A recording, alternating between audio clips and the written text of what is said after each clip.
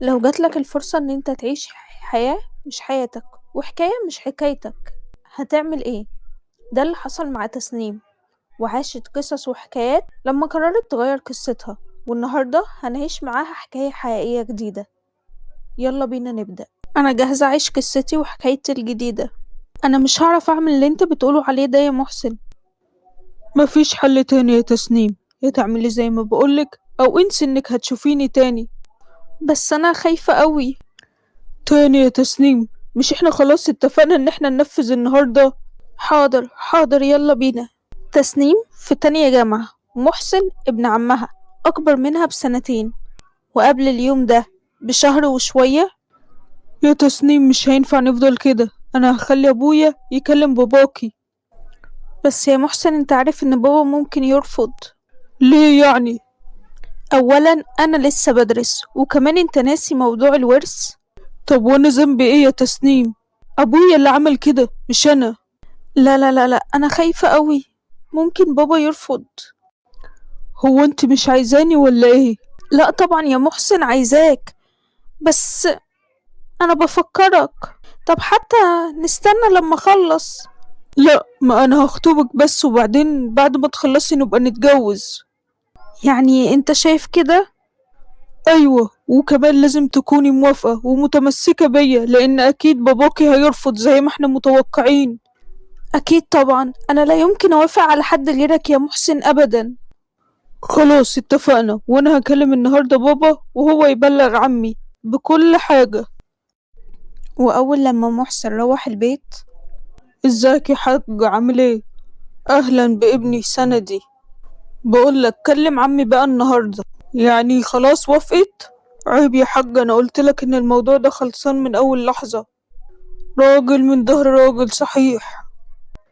تمام، حدد الميعاد بقى وقولي أنا داخل. ودخل محسن اوضته وكلم تسنيم.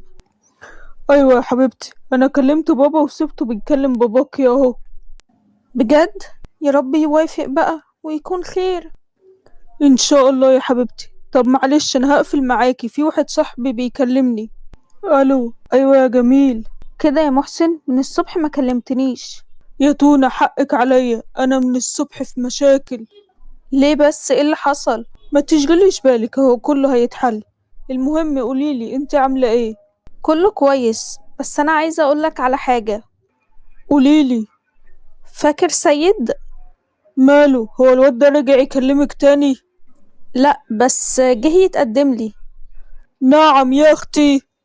ما انا بحكي لك اهو يا محسن. بتحكيلي ايه؟ انت ناسية اننا متجوزين يا هانم؟ لا مش ناسية، بس انت اللي ناسي ان مفيش حد يعرف ان احنا متجوزين. ما انا قلتلك يا تونة هخلص الكام مشكلة اللي عندي دول وهقول للدنيا كلها اننا متجوزين. ابو محسن كلمني النهاردة وقال لي ان هو جاي لنا هو ومحسن يوم الخميس. ليه؟ في ايه؟ مش عارف، بس هو بيقول ان هو جاي في خير. يمكن هيرجع لك الورث. لا ما اظنش، هو جاي وشكله هياخد مش هيرجع. تقصد ايه؟ مش فاهمة. هنشوف يوم الخميس اهو، كلها كام يوم ويا خبر بفلوس بكرة يبقى ببلاش. وجه يوم الخميس. اهلا، ازيك يا ابو محسن؟ عامل ايه؟ نورتنا. انا بخير وكويس، انت اخبارك ايه؟ واخبار بنتك تسنيم ومراتك؟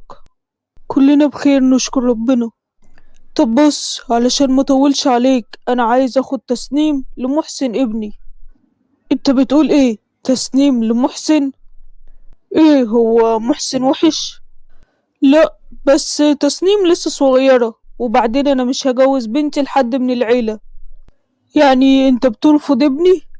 مش بالظبط يا حاج، بس بصراحة انا مستغرب طلبك، وانك متوقع كمان اني اوافق. وايه اللي يخليك ما توافقش اصلا؟ طب انت حط نفسك مكاني يا حاج. انا اخدت ورثك وقلتلك اضرب دماغك في الحيط، وتعدي السنين اجي اطلب ايد بنتك، تيجي ازاي طيب؟ هو انت لسه ما نسيتش اللي فات؟ انسى انك ظلمتني؟ عايزني ازاي امن على بنتي معاكم؟ انت كده بتغلط فيا. لا لا، سمح الله، انت اخويا الكبير، بس لازم تبقى شايف الصورة كويس. طيب بص، انا هسيبك تفكر وتاخد رأي بنتك، مش يمكن تكون موافقة. مين دي اللي هتكون موافقة؟ تسنيم بنتك، هي ومحسن بيحبوا بعض. ده انت لعبتها صح بقى.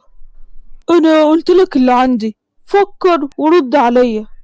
من غير تفكير طلبك مرفوض، وإن كان ابنك آخر راجل في العالم مش هيتجوز بنتي. هنشوف. سلام عليكم. وبعد ما محسن وباباه مشيوا، دخل بابا تسنيم لتسنيم.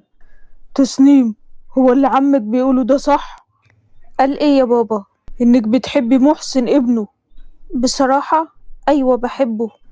طب هو انت مش عارفة اللي بيني وبين عمك؟ بس انا ومحسن ملناش دعوة بالمشاكل ديت. ازاي يا بنتي بتقولي كده وهو زي ابوه؟ هتأمني على نفسك ازاي معاه؟ وازاي ما تجيش تقوليلي حاجة زي دي؟ علشان كنت عارفة انك هترفض يا بابا. فبتلوي دراعي يعني يا تسنيم وتحطيني قدام الأمر الواقع؟ لا يا بابا، بس الحب مش بإيدينا. يا بنتي الحب لو هيأذينا يبقى بلاش منه. يا بابا محسن مش زي باباه. لا زيه يا تسنيم، ولو سمحت الموضوع ده يتقفل وما يتفتحش تاني أبدا. بس انا عايزة محسن يا بابا. يعني كلمتي مش هتتسمع؟ وانت ليه يا بابا تحرمني من اللي انا عايزاه؟ ما أنا ما ينفعش أشوفك بترمي نفسك في النار وأسيبك. يا بابا بس انت غلطان. انت من امتى بتقفي قدامي وتعرضيني كده يا تسنيم؟ هقف قدامك يا بابا لو هترفض تخليني اكمل حياتي مع اللي انا عايزاه. طيب يا تسنيم، مادام كده مفيش خروج ولا جامعة ولا موبايل ولا حتى نت، علشان شكل تربيتي ليكي كانت غلط، فأنا هربيكي من الأول بقى. باباها عمل كده وفضلت محبوسة تسنيم في البيت لمدة شهر كامل. بابا انا اسفة على ايه؟ على طريقة كلامي مع حضرتك. طب وموضوع محسن؟ خلاص قفلته. متأكدة يا تسنيم؟ أنا عايز مصلحتك. انا عارفة يا بابا، انا اسفة كنت غلطانة. ماشي يا تسنيم، خلاص أنا مش زعلان منك. وفي بيت محسن. ايه، مش قلتلي إن تسنيم في جيبك؟ أيوة، بس عرفت من صاحبتها إن أبوها حابسها في البيت من اليوم اللي رحنا فيه. طب وناوي تعمل ايه يا فالح؟ هتصرف ما تقلقش، بس خلي بالك عمك هيفضل رافض. يرفض براحته، كده كده تسنيم موافقة وفي جيبي. خلي بالك يا محسن، مش عايزين فلوس عمك تخرج برانا. ما تقلقش يا حاج، قلتلك كل حاجة في جيبي. وبعد شوية. الو، ايوه يا تسنيم، فينك؟ احنا لازم نتقابل يا محسن. طب يلا دلوقتي. لا خليها بكرة في ميعاد الجامعة. تمام يا تسنيم. هتيجي معايا النهاردة يا محسن؟ لا يا تونا، للأسف عندي مشوار مهم أوي النهاردة. مشوار؟ مشوار ايه؟ انت مالك مشوار ايه؟ سلام. وراح محسن علشان يقابل تسنيم. ايه يا تسنيم، كنت فين كل ده؟ انا من يوم ما جيته وانا بابا حبسني في البيت. بس يا تسنيم انا كنت بموت وانا بعيد عنك. وانا كمان، بس هعمل ايه؟ انا قلتله اني بطلت افكر فيك علشان بس اعرف اقابلك. انا عندي الحل، بس عارف ان انت هترفضي. انا اي حاجة اعملها، بس المهم اكون معاك. حلو قوي، احنا نتجوز ونحط باباكي قدام الامر الواقع. انت بتقول ايه؟ لا طبعا. ما هو لما هيلاقيكي عملتي كده هيسيبك وهيبارك، لانك خلاص بقيتي في عصمتي يا تسنيم.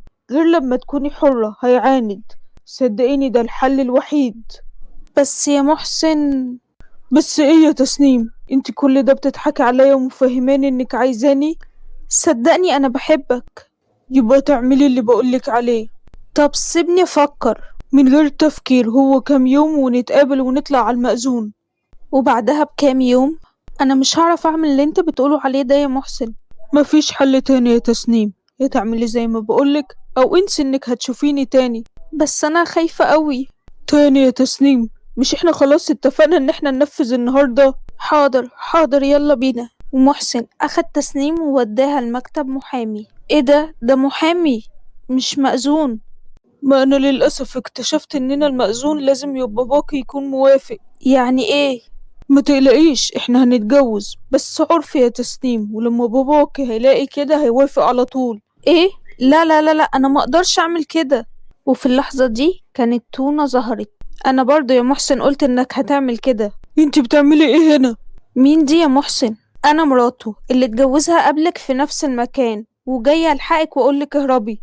الكلام ده بجد يا محسن؟ صدقيني الكلام صح، ده حية عايز يعمل فيكي كده علشان يكسر باباكي. انا كده كده ضعت بسببه، بس مش هسيبه يدمر بنات الناس التاني. انت يا محسن، ليه كده؟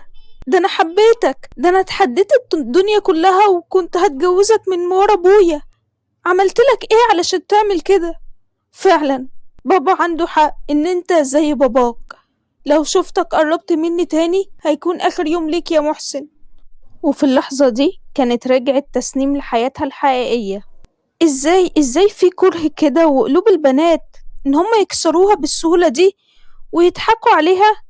انا عمري ما اتمنى ان انا اعيش حكاية زي دي ابدا. قولولي لو انتم مكان تسنيم كنتوا عملتوا ايه؟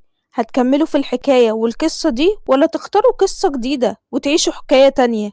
ولو قدامكم العرض ده ان انتوا تعيشوا حياة مش حياتكم، تختاروا الحياة دي تكون شكلها ايه؟ واستنوا حكايات تانية هتعيشها تسنيم وهنعيشها معاها، ومنها حكايات حقيقية وحكايات واقعية من حياتنا، وهنشوف الحكم في الحكايات دي. وما تنسوش تشتركوا في القناة وتفعلوا زرار الجرس علشان توصل لكم الحكايات اللي جاية أول لما تنزل، ونعرف في النهاية تسنيم هتختار تعيش حكاية مين في الآخر.